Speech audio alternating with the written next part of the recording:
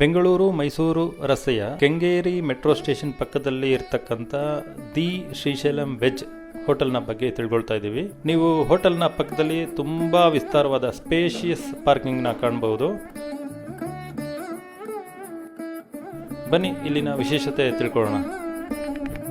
ಈ ಶ್ರೀಶೈಲಂ ವೆಜ್ ಈ ಹೋಟೆಲ್ನಲ್ಲಿ ಇತರ ವಿಭಿನ್ನ ತಿಂಡಿಗಳನ್ನ ಬಿಟ್ಟು ಇಲ್ಲಿ ಒಂದು ಸ್ಪೆಷಾಲಿಟಿ ಇದೆ, ಬಾಳೆ ಎಲೆ ಊಟ.